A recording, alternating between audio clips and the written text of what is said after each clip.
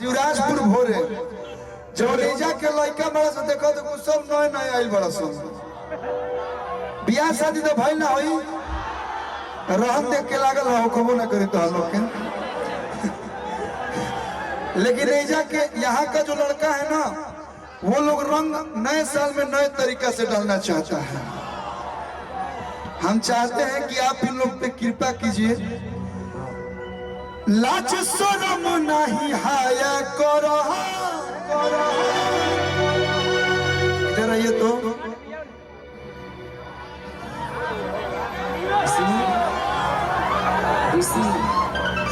she is very beautiful.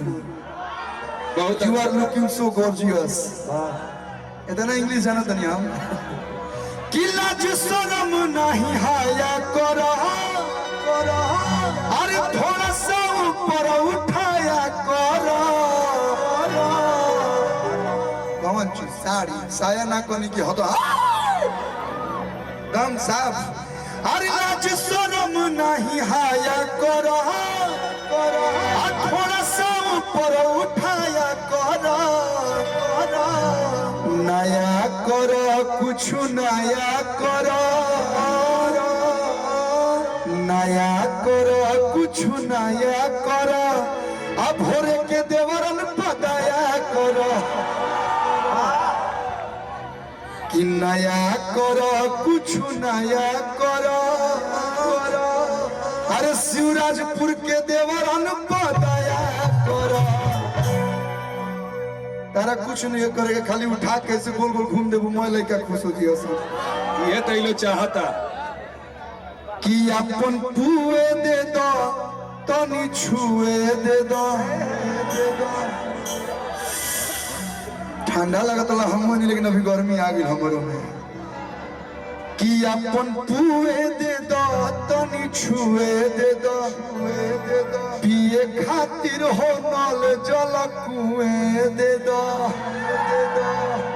तनी मनी चुआ दो आना तो है शिवराजपुर में गिरा दो अरे तन मन कंचन काया करो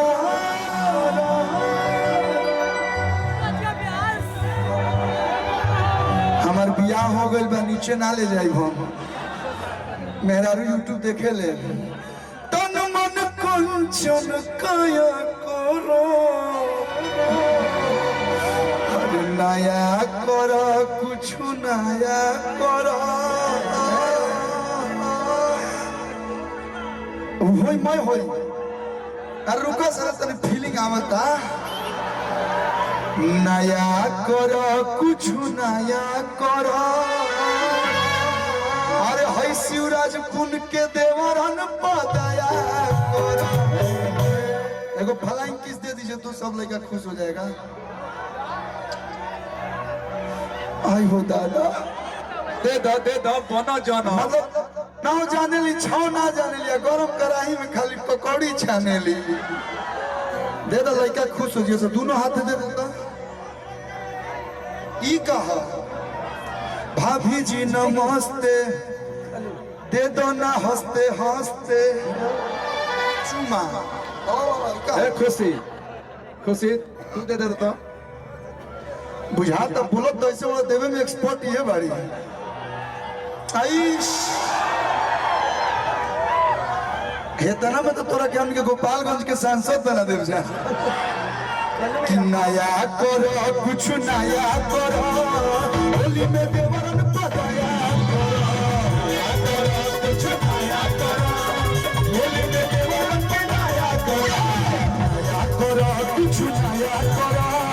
होली में देवरन पदाया करो नया करो कुछ नया करो होली में देवरन पदाया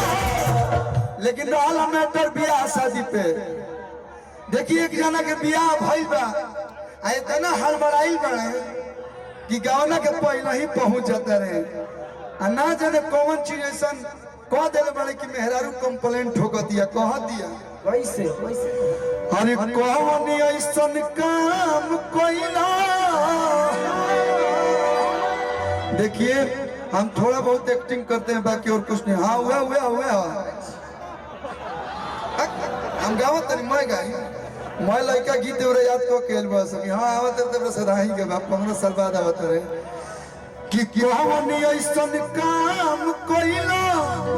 हर पिया पहिला भेट में तुम काहे हंस रहे हो? हम जॉनी लीवर लग रहे हैं कि मतलब कपिल शर्मा लग रहे हैं हम कुछ होगा अरे कौन ऐसन काम कइला बोलो अरे पिया पहिला भेट में मीठा मीठा दर्द होता अरे दोनों बेरा पेट में अरे तो हमारे मरद हम कैसे के डांटी हमारे मरद हम कैसे के डांटी भैया हो आ के गइला प्यार किया 4 रोज चाटी भैया भाई ना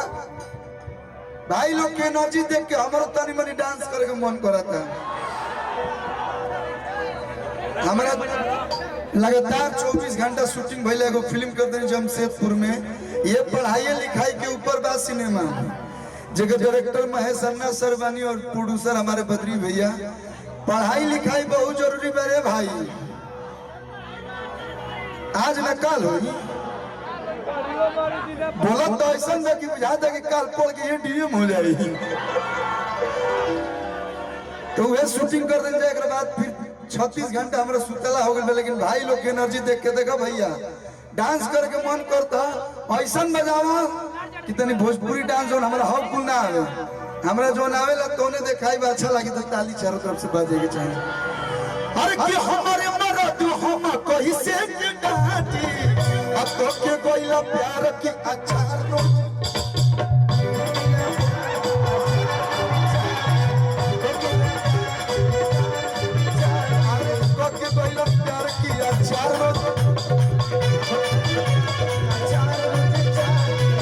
ऐसा काम पहिला पिया पहिला भेट में मीठा मीठा दर्द होता दोनों बेरा पेट में हमारे मरद हम कैसे के डांटी हमारे मरद हम कैसे के डांटी आपको किस चीज का अचार पसंद है आम लीला आम के पसंद हो बात हाजीपुर बगले में बा कुछ वो को पसंद हो सकेला बोलो भैया भाई इमली के अचार नहीं पसंद बा हमारा पसंद नहीं करा अरे हमारे मरद हम कैसे के डांटी भैया हो आ को के गइला प्यार की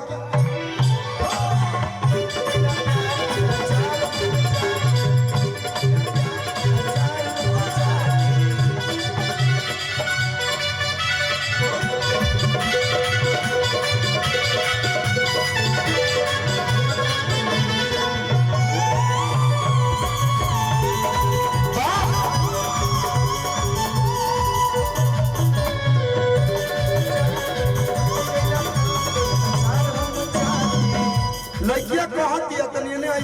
हमारे तनी कम लोग के लावनी अनहारा में अजोरे में ठीक लागेला भैया बचपन से आंख में न लाइट चल के अनहारा में कुछ लोग कहते नहीं के कि ले लकीस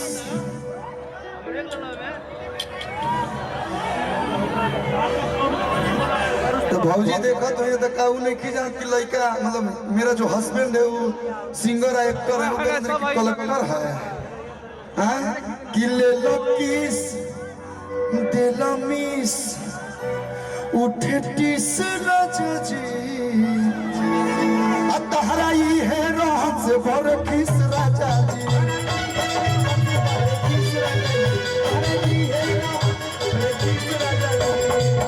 ले लो किस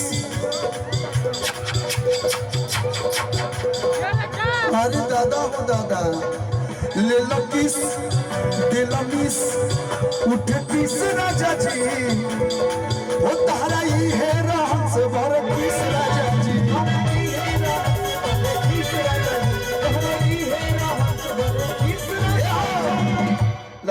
कह दिया